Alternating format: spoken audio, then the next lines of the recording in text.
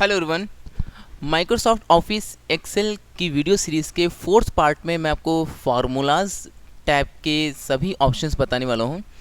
और इससे पहले अगर आपने होम टैब, इंसर्ट टैब और पेज लेआउट टैब के बारे में नहीं जाना है तो आप हमारी पिछली वीडियोस पार्ट 1, पार्ट 2 और पार्ट 3 जो एक्सेल के ऊपर बनी हुई हैं आप उनको देख सकते हैं, काफ़ी यूज़फुल हैं वो भी। और फार्मूलाज में आइए देखते हैं, एक साइड से स्टार्ट करेंगे और सभी ऑप्शंस को कवर करेंगे। सबसे पहले इसमें ऑप्शन है इंसर्ट फंक्शन। तो ये इंसर्ट फंक्शन किस लिए होता है?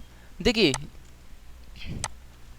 आप कहीं भी फंक्शंस का यूज़ करते हैं। एग्जाम्पल के तौर पर जैसे मैं यहाँ पे 3 लिखता हूँ, यहाँ पे 4 लिखता हूँ और मैं इक्वल टू लगाता हूँ सम फंक्शन जो कि ऐड करने के लिए होता है नंबर को, ब्रैकेट लगाता हूँ और दोनों को सिलेक्ट करता हूँ, ब्रैकेट लगा के इंटर।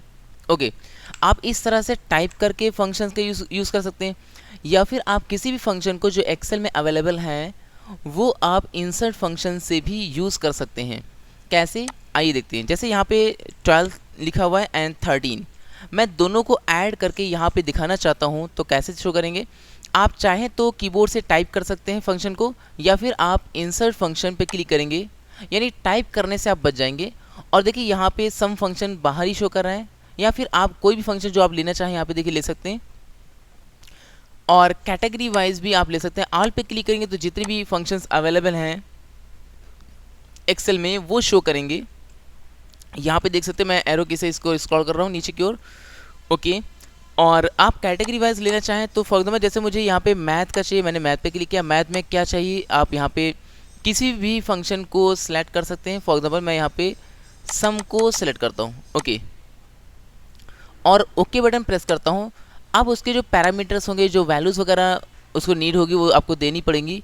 तो मैं यहाँ पे 12 को क्लिक करता हूँ एंड नंबर 2 में मैं क्लिक करता हूँ 13 को। इस तरह से जैसे देखिए मैं नंबर 3 पे क्लिक करता हूँ एक और बढ़ जाता है वहाँ पे। ओके, तो मैं सिर्फ इन्हीं दोनों को देना चाहता हूँ। ओके बटन प्रेस करेंगे, ये अप्लाई हो जाएगा तो 25 यहाँ पे शो करने लगा इस तरह से। अगेन फिर से दिखाता हूँ, कहीं पे जहाँ कहीं भी रिजल्ट चाहिए वहाँ पे क्लिक करेंगे और इसके बाद में इंसर्ट फंक्शन पे क्लिक करेंगे और यहाँ पे फंक्शन को सिलेक्ट करेंगे कुछ इस तरह से और ओके बटन प्रेस करना है। तो जहाँ कहीं भी कई बार यहाँ पे फील्ड्स बढ़ती चली जाए वहाँ पे आप एक ही में जितना चाहे उतना सिलेक्शन कर सकते हैं और ओके बटन प्रेस कर देंगे, यहाँ पे रिजल्ट आ जाएगा। और किसी भी फंक्शन के बारे में अगर आपको डाउट है, उस पर हेल्प चाहिए तो आप यहाँ पे इंसर्ट फंक्शन पे क्लिक करेंगे और कोई भी फंक्शन, जैसे यहाँ पे मैं एब्सोल्यूट फंक्शन लेता हूँ और हेल्प ऑन दिस फंक्शन यहाँ पे क्लिक करके इसकी आप प्रॉपर कंप्लीट हेल्प ले सकते हैं, उसके बारे में जानकारी ले सकते हैं। कैसे, देखिए इस पर क्लिक करेंगे, ये ओपन होकर आ जाएगा इस तरह से। और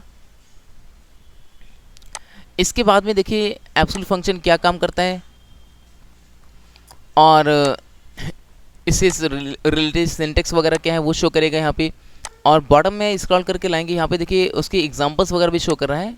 ठीक है, जैसा कि हम जानते हैं कि एब्सोल्यूट फंक्शन जो नेगेटिव वैल्यू होता है उसको पॉजिटिव में कन्वर्ट करता है। ठीक है, तो आप देख सकते हैं जहाँ कहीं भी यहाँ पे नेगेटिव वैल्यू दी गई तो वो माइनस को हटा रहा है और यहाँ पे पॉजिटिव आ रहा है। ओके, जो ऑलरेडी पॉजिटिव है उसको वैसे ही शो कर रहा है यहाँ पे।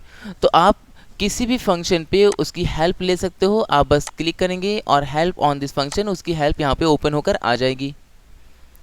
तो उम्मीद करता हूँ कि ये ऑप्शन आपको बहुत अच्छे से क्लियरली समझ में आया होगा। और चलिए बढ़ते हैं नेक्स्ट ऑप्शन की ओर। ऑटोसम। ऑटोसम में आपको फंक्शन लिखना नहीं पड़ेगा, बस आप क्लिक करेंगे और वैल्यूज़ वगैरह भी सिलेक्ट करने की नीड नहीं होती, वो ऑटोमेटिक वैल्यूज़ को कवर कर लेगा। कैसे, जैसे यहाँ पे मैं कुछ नंबर्स टाइप करता हूँ यहाँ पे कुछ इस तरह से। ओके, और मैं चाहता हूँ कि इन सभी नंबर्स को यहाँ पे मैं ऐड करके शो कर दूँ। तो कैसे, ऑटोसम पे क्लिक करेंगे और अपने आप यहाँ पे देखिए ऐड होकर आ चुके हैं और फंक्शन भी वहाँ पे अपने आप लग चुका है। देखिए मैं डबल क्लिक करता हूँ, दिखाता हूँ आपको इस तरह से। तो ज़रूरी नहीं कि आप सम का ही यूज़ करें, मैं चाहता हूँ कि मुझे एवरेज वगैरह चाहिए तो आप मैं इसको सिलेक्ट करता हूँ। सिलेक्ट करने के बाद में ऑटो सम पे यहाँ पे नहीं, इसके पॉइंट पे क्लिक करना है यहाँ पे। और आपको कोई भी फंक्शन चाहिए आप यहाँ से ले सकते हैं। मोर फंक्शन पे क्लिक करेंगे तो और भी फंक्शंस आएंगे। तो मैं चाहता हूँ कि मैक्सिमम नंबर जो होना है वो यहाँ पे आ जाए, तो मैं मैक्स को क्लिक करता हूँ। तो सभी का देखिए जो मैक्सिमम नंबर अवेलेबल है उस फील्ड में, तो वो नंबर यहाँ पे शो कर रहे हैं। तो ऑटो सम में फंक्शन लिखना नहीं पड़ता है और आर्गुमेंट्स देनी नहीं पड़ती, वो ऑटोमेटिक ले लेता है। ओके, नेक्स्ट यहाँ पे रिसेंटली यूज़, जो अभी देखिए यूज़ किए गए फंक्शन है वो यहाँ पे शो कर रहे हैं। हमने लोगों ने देखिए यहाँ पे सम का यूज़ किया, इससे पहले भी जो यूज़ किए गए थे वो यहाँ पे शो कर रहे हैं। तो रिसेंटली यूज़ फंक्शन से आप ले सकते हैं। देखिए मैं सम को यूज़ करता हूँ यहाँ पे, और अब यहाँ पे वैल्यू को सिलेक्ट करने को वैल्यू सेलेक्ट करेंगे और ओके बटन प्रेस करेंगे, यहाँ पे आ जाएगा। तो ये सभी जो कैटेगरीज यहाँ पे इंसर्ट फंक्शन में क्लिक करेंगे, आप देखेंगे सेलेक्ट कैटेगरी। तो जितनी भी कैटेगरीज यहाँ पे दी गई हैं वही सारी की सारी, कुछ और नहीं, यहाँ पे रख दी गई हैं। एग्जाम्पल के लिए जैसे मुझे यहाँ पे मैंने कुछ यहाँ पे लिखा हुआ है ऐसे,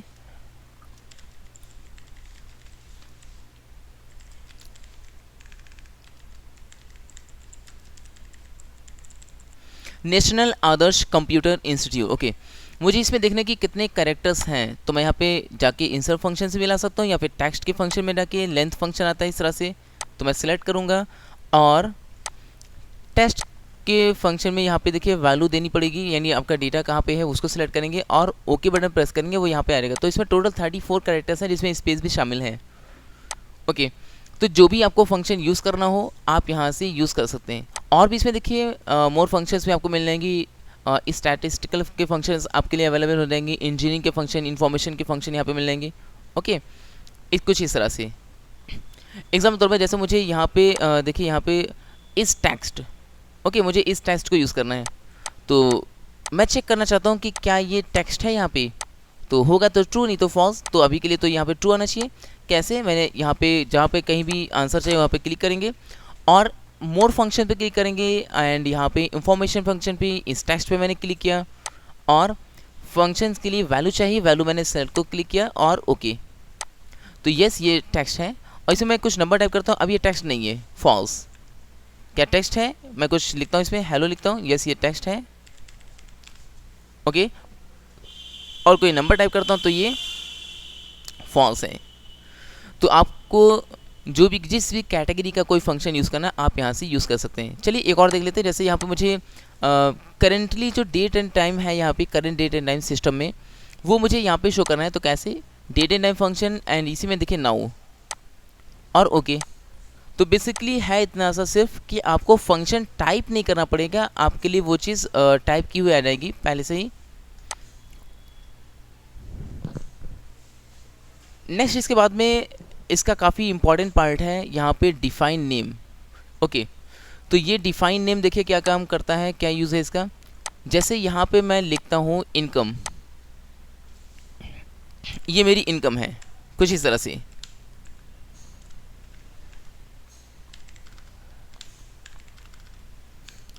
ओके, इस तरह से मैंने यहाँ पे लिख रखा है। मैं चाहता हूँ कि इस रेंज का, इस फील्ड, ये जो एरिया मैंने सेलेक्ट किया है इसका नेम इनकम होना चाहिए। यानी आप डिफाइन नेम से क्या करेंगे, शीट में किसी एरिया का, किसी रेंज का नेम दे सकते हैं आप। सिंगल सेल का भी दे सकते हैं और कई सारे सेल यानी रेंज होगा उसका भी नाम दे सकते हैं आप। नाम देने का बेनिफिट ये होगा नेम देने से कि आपको उस रेंज पे कभी जाना होगा तो आप जा सकते हैं आसानी से। कैसे, आइए दिखाता हूँ। और किसी फंक्शन में यूज़ करना होगा तो आसानी से यूज़ भी कर सकते हैं। किस तरह से, देखिए फार्मूला वगैरह में मैं सिलेक्ट करता हूँ। सिलेक्ट करने के बाद में डिफाइन नेम पे क्लिक करना है आपको। इसके बाद में यहाँ पे इसका नेम टाइप करेंगे यहाँ पे इस फील्ड में, for example expense. Okay, and okay button press कर देना आपको। तो जब भी देखिए आप इस रेंज को सिलेक्ट करेंगे यहाँ पे इसका नेम लिख कर आएगा। ओके, सेकंड इसके बाद में आप कहीं भी रहें, मैं थोड़ा सा स्क्रॉल करके काफ़ी नीचे आ चुका हूँ इस तरह से शीट में, और पॉइंट पे क्लिक करेंगे नेम बॉक्स के तो वो नेम यहाँ पे शो करेगा। आप क्लिक करेंगे तो वहाँ पहुँचा देगा। एंड वन मोर कि आप अगर किसी फंक्शन में या फार्मूला में यूज़ करते हैं, देखिए कुछ इस तरह से मैं सम का यूज़ कर रहा हूँ, bracket and use in formula. मैं जैसे ही एक्सपेंसेस को क्लिक करता हूँ वो रेंज ऑटोमेटिकली सेलेक्ट हो जाएगा, आपको वहाँ पे जाके सेलेक्ट करने की नीड नहीं होगी। ओके, ज़रा मैं काफ़ी नीचे जा रहा हूँ शीट में। ओके, मैं स्क्रॉल करके अब देखिए मैं कितना प्रॉब्लम हो रहा था। मैं अगर सम लिखता, ब्रैकेट लिखता और वहाँ पे जाके सिलेक्ट करना होता तो काफ़ी ज़्यादा स्क्रॉल करना पड़ेगा।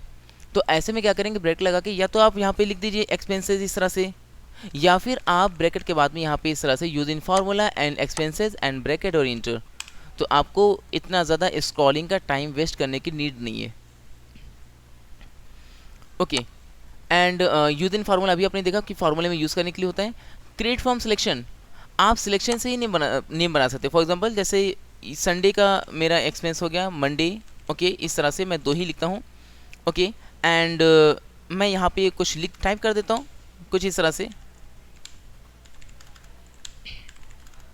ओके, और कुछ इस तरह से।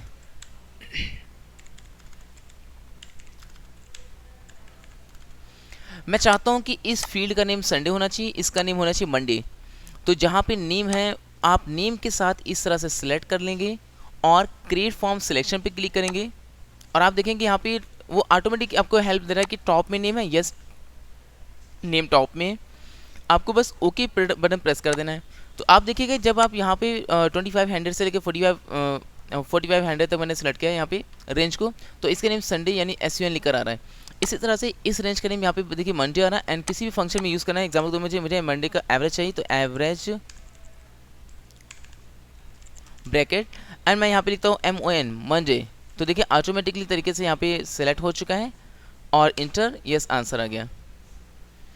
तो डिफाइन नेम का यूज़ इसलिए करते हैं ताकि आप किसी सेल का या फिर रेंज का नेम दे सकें, ताकि आप फंक्शन में यूज़ करते वक्त आपको वहाँ पे जाके सिलेक्ट ना करना पड़े, पहला पॉइंट। सेकंड पॉइंट, आप नेम बॉक्स पे क्लिक करके कभी भी किसी भी रेंज पे जाना हो जिसका आपने नेम दिया था, आप वहाँ पे सारे के सारे नेम शो कर देगा। आप जब क्लिक करेंगे वहाँ पे पहुँचा देगा। कुछ इस तरह का इसका यूज़ कर लेते हैं। एंड नेम मैनेजर में क्या होगा, आपने जो नेम बनाए हैं उसमें नेम में चेंजेस करने हो, कभी थोड़ा बहुत चेंजेस करना हो, जैसे रेंज चेंज करना, नाम चेंज करना। ओके, इस तरह से तो मैं नेम मैनेजर पे क्लिक करूँ तो देखिए जो भी नेम आपने यहाँ बनाए, न्यू से आप नया नेम बना सकते हैं। फॉर एग्जांपल जैसे मैं इसमें लिखता हूँ इनकम। ओके, और यहाँ पे कौन सी रेंज होगी मैं इसको सिलेक्ट कर लेता हूँ और ओके, तो ये इनकम बन चुका है। इसको मुझे चेंज करना है, मैं इसको सिलेक्ट करता हूँ, एडिट पे क्लिक करता हूँ। इसमें देखिए नेम वगैरह चेंज कर सकते हैं या फिर रेंज चेंज करना मुझे, तो मैंने रेंज यहाँ पे चेंज कर ली, ओके कर दिया। या फिर इसको डिलीट करना है, सिलेक्ट करके यहीं से इसको डिलीट किया जा सकता है, कुछ इस तरह से। और एक और इम्पॉर्टेंट वर्क आपको यहाँ पे क्लियर करा दूँ इसका नेम बनाने के लिए। जैसे मैं चाहता हूँ यहाँ पे इको लगा के मैं चाहता हूँ किसी का नेम लिखूँ, जैसे मैंने राजू लिखा है, इंटर करूँ तो राजू की यहाँ पे जो सैलरी वगैरह है या फिर उससे रिलेटेड जो डेटा है वो यहाँ पे आना चाहिए। तो कैसे, देखिए कुछ ऐसे। मैं डिफाइन नेम पे क्लिक करता हूँ और मैं सैलरी रखना चाहता हूँ। मैंने इसमें लिखा है राजू, नहीं मैंने राजू रख दिया एंड जितना भी यहाँ पे लिखा है ये सारा का सारा हटाकर मैं इसमें राजू की सैलरी लिखता हूँ 75,000 इस तरह से। ओके, और अब देखिए यहाँ पे फ़र्क ये पड़ गया कि मैंने एरिया सेलेक्ट नहीं किया। यहाँ पे जहाँ पे एरिया सेलेक्ट करने के लिए यहाँ पे देखिए आ रहा था, मैंने यहाँ पे इसको हटा के मैंने वैल्यू टाइप कर दी। ओके, तो अब मैं देखिए कहीं भी इको लगा के राजू लिखता हूँ, इंटर करता हूँ, तो जो वैल्यू दी थी वो वैल्यू यहाँ पे आ जाएगी। तो आप इस तरह से बना सकते हैं, यूज़ कर सकते हैं नेम को। नेक्स्ट इसके बाद में फार्मूलाज में trace president, trace dependent, remove arrow, इनका क्या यूज़ है। एक छोटा सा एग्जांपल आपको समझाने के लिए, जैसे यहाँ पे 34 है एंड यहाँ पे 32, यहाँ पे 56 एंड 77, ओके एंड 98। मैं यहाँ पे किसी फार्मूले का यूज़ करता हूँ। एग्जांपल के तौर पे सम फंक्शन फार्मूले में रखता हूँ, ब्रैकेट, और इसको सिलेक्ट करता हूँ, इसको एंड इस तरह से इसको और कॉमा लगा के मैंने सेलेक्ट कर लिया, ब्रैकेट, इंटर। अब मुझे ये देखना है कि ये जो यहाँ पे रिज़ल्ट आया है इसमें कहाँ कहाँ के सेल का यूज़ किया गया है। और मैं यहाँ पे कुछ नंबर्स लिखता हूँ, फॉर द 60 एंड 65 एंड यहाँ पे मैं लिखता हूँ एंड 12। ओके, इस तरह से। तो मुझे ये देखना है कि इस सेल में कहाँ कहाँ के सेल्स यूज़ कर लिए गए।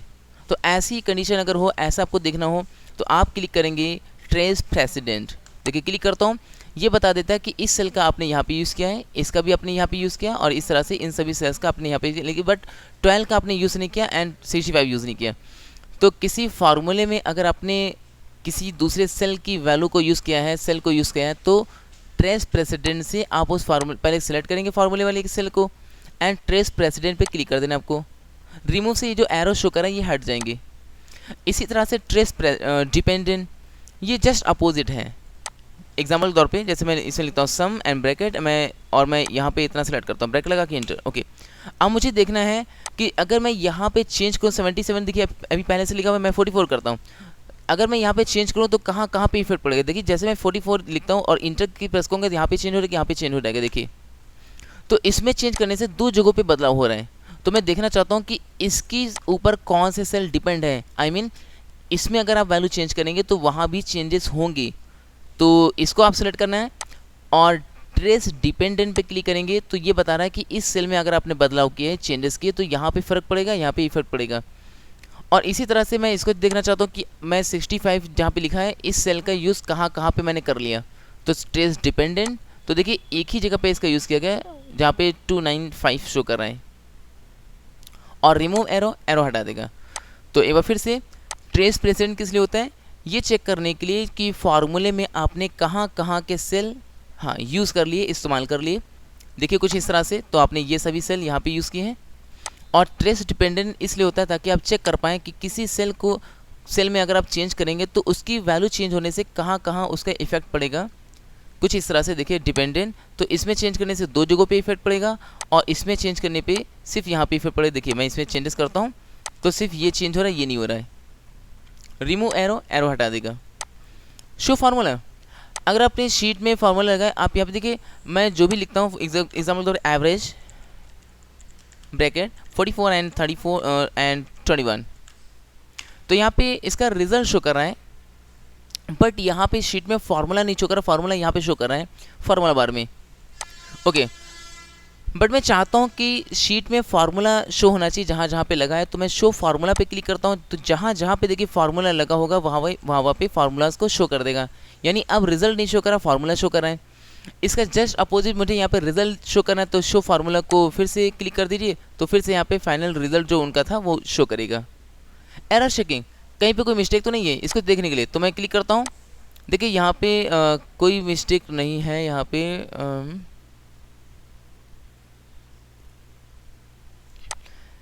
कोई इतना बड़ी मिस्टेक नहीं। एक मैं प्रॉब्लम यहाँ पे क्रिएट करता हूँ, एक मैं नई शीट लेता हूँ। मैं यहाँ पे देखिए मैं कुछ नंबर्स को लिखता हूँ और मैं यहाँ पे यूज़ करता हूँ सम, और धोखे से मान लीजिए ए एक्स्ट्रा लग गया।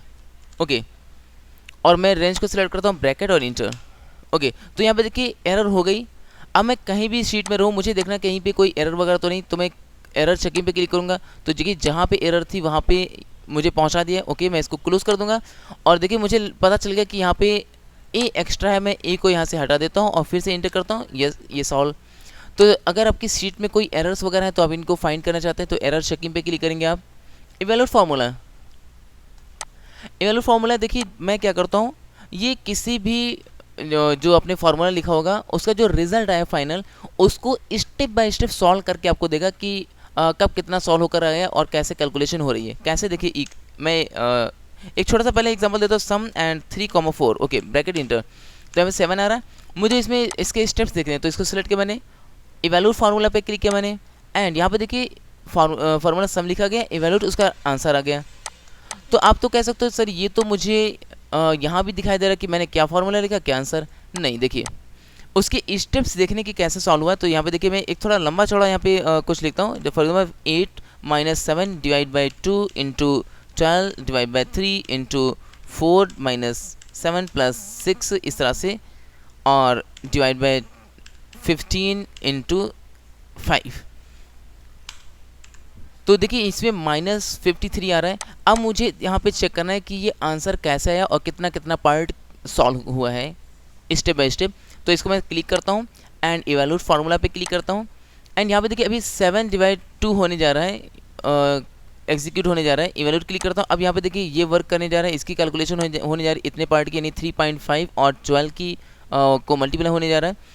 इवैल्यूएट, इसके बाद देखिए यहाँ पे 43 एंड 3 इस तरह से स्टेप बाय स्टेप यहाँ पे लाइन शो करता है, अंडरलाइन शो कर रहा है कि कितना कैलकुलेशन होने वाली है। तो इस तरह से आप स्टेप बाय स्टेप देख सकते हैं और कि फाइनल आंसर कैसे बना।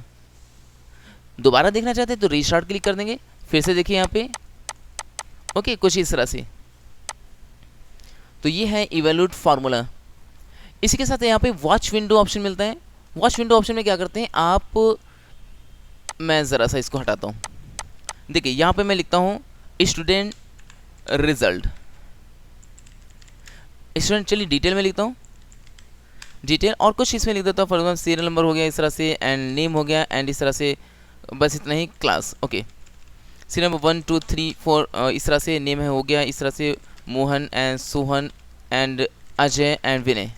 ओके, मैं थोड़ा सा जल्दी जल्दी से टाइप कर देता हूँ, तो कैपिटल स्मॉल मुझे अभी मैं यूज़ नहीं कर रहा हूँ, ठीक है, इस तरह से। ओके, एंड यहाँ पे कुछ कहीं और पे यहाँ पे लिखा हुआ है स्टूडेंट रिजल्ट। ओके, और सीरियल नंबर हो गया, एंड यहाँ पे हो गया नेम हो गया, एंड रिजल्ट क्या रहा।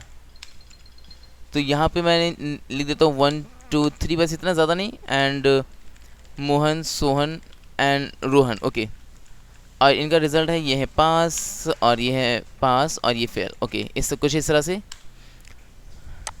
जो भी भाई रोहन देख रहे हो हमारी वीडियो देखकर बुरा मत माने चलिए मैं इनको भी पास कर देता हूँ। Okay, happy. अब यहाँ पे देखिए, हाँ मैं बता रहा था यहाँ पे वॉच विंडो का यूज़ इसलिए करते हैं ताकि आप किसी सेल के एड्रेस को स्टोर करके रख लें, ताकि इन फ्यूचर उस पर जा सके आसानी से। कैसे? वॉच विंडो क्लिक करेंगे, एंड पहले सेल को क्लिक करना है, तो मैं स्टूडेंट डिटेल को क्लिक करता हूँ, ऐड वॉच क्लिक करेंगे और ऐड कर लेंगे इसको। इसके बाद में मैं चलिए यहाँ पे स्टूडेंट रिजल्ट को सेलेक्ट करता हूँ, ऐड वॉच, और इसको ऐड कर लेंगे। यही नहीं, आप कहीं से भी उसको ऐड कर सकते हैं, कहीं से भी इसको ऐड कर सकते हैं।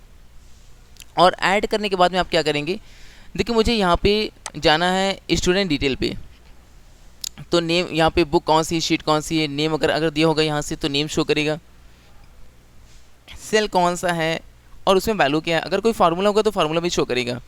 तो मैं यहाँ पे स्टूडेंट डिटेल पे जाना चाहता हूँ, मैं दो बार क्लिक करता हूँ तो वहाँ पहुँचा देता है। इसमें मैं डबल क्लिक करता हूँ तो वहाँ पे पहुँचा देगा, देखिए इस तरह से। तो आप अपनी शीट में कहीं पे जाने के लिए उसको पहले सेव करके रख लेंगे, बाद में वहाँ पे जा सकते हैं। देखिए दो बार क्लिक करेंगे, पहुँचा देगा इस तरह से, और यहीं से इसको आप हटा सकते हैं। कैलकुलेशन ऑप्शन, यहाँ पे देखिए ऑटोमेटिक मैनुअल, ये किस तरह से वर्क करेगा समझाने के लिए यहाँ पे मैं एक छोटा सा फंक्शन यूज़ कर लेता हूँ, 5 6 लिखता हूँ, और मैं सम फंक्शन का यूज़ कर लेता हूँ, ब्रैकेट, और इन दोनों को सिलेक्ट किया, जाहिर सी बात है 11 इसका आंसर आएगा। ओके, एंड शीट 1 पे भी मैं यहाँ पे कुछ लिख देता हूँ, मैं लिखता हूँ 7 एंड 6, एंड अभी के लिए मैं सम फंक्शन ही यूज़ करता हूँ, सम, और दोनों को सिलेक्ट करता हूँ, एंड 7 6 13। ओके, देखिए यहाँ पे कैलकुलेशन ऑप्शन जो है वो ऑटोमेटिक सेट है, तो जब भी मैं यहाँ पे चेंजेस करता हूँ तो जैसे मैं इंटर करूँगा, देखिए जहाँ पे 13 है वो ऑटोमेटिक चेंज हो गया, 50 हो गया। ओके, और इसमें अगर आप सेट करेंगे, मैनुअल सेट करेंगे, तो इसमें आप देखिए जो भी बदलाव करते हैं, यहाँ पे मैंने चेंज किया, यहाँ पे चेंज कर रहा हूँ, तो फॉर्मूले में ऑटोमेटिक चेंज नहीं हो रहा है, यहाँ पे कोई भी चेंजेस नहीं हुए। ओके, तो अगर आप चाहते हैं कि इस तरह से चेंजेस ना हो, फिलहाल इसका कोई इतना नीड नहीं होता, लेकिन फिर भी अगर ये सेट हो गया मैनुअल, तो मैनुअल में क्या होता है, अपने आप चेंजेस नहीं होते, आपको कैलकुलेट नाउ या फिर कैलकुलेट शीट पे क्लिक करना पड़ता है। तो देखिए जैसे मैं कैलकुलेट नाउ पे क्लिक करता हूँ, यहाँ पे कैलकुलेशन देखिए हो गई। मैं दोबारा चेंज करता हूँ, मैं लिखता हूँ 1 1, अभी देखिए चेंज नहीं हुआ। जैसे मैं कैलकुलेट नाउ पे क्लिक करता हूँ तो यहाँ पे चेंज हो जाएगा, देखिए कुछ इस तरह से। ओके, एंड ये कैलकुलेट शीट क्या है, कैलकुलेट नाउ देखिए क्या करता है, जितनी भी शीट होंगी, शीट 1 शीट 2 और भी जितनी भी शीट्स होंगी सबको कैलकुलेट कर देगा। ओके, जैसे मैं देखिए यहाँ पे मैंने चेंजेस के लिए अभी कैलकुलेशन नहीं हो पाई है, और मैं यहाँ पे भी चेंजेस कर देता हूँ, मैं लिखता हूँ यहाँ पे 57 लिख देता हूँ, एंड 34 लिख देता हूँ, यहाँ पे चेंज नहीं हुआ। कैलकुलेट शीट को मैं क्लिक करता हूँ तो देखिए ये कैलकुलेट हो गया, लेकिन ये कैलकुलेट नहीं हो पाई यहाँ पे। ओके, चलिए दोबारा देखते हैं, इसमें मैं 12 लिखता हूँ एंड 3 लिखता हूँ, और इस बार अगर मैं कैलकुलेट नाउ पे क्लिक करूँगा तो जितनी भी शीट यहाँ पे ओपन होगी सारी की सारी कैलकुलेट हो जाएंगी। देखिए कैलकुलेट नाउ पे क्लिक करता हूँ तो यहाँ भी चेंज हो चुका है और यहाँ भी चेंज हो गया। जैसे मैं लिखता हूँ 1 1 और यहाँ पे मैं लिखता हूँ 2 2, तो इसका आंसर यहाँ पे 4 होना चाहिए, यहाँ पे 2 होना चाहिए। तो कैलकुलेट नाउ पे क्लिक करता हूँ, यहाँ भी चेंज हो गया और यहाँ शीट नंबर 2 पे भी चेंज हो गया। तो उम्मीद करता हूँ कि ये ऑप्शंस आपको बहुत अच्छे से समझ में आए होंगे। किसी भी तरह के कोई डाउट्स वगैरह है तो आप मुझे कमेंट्स में बताइए।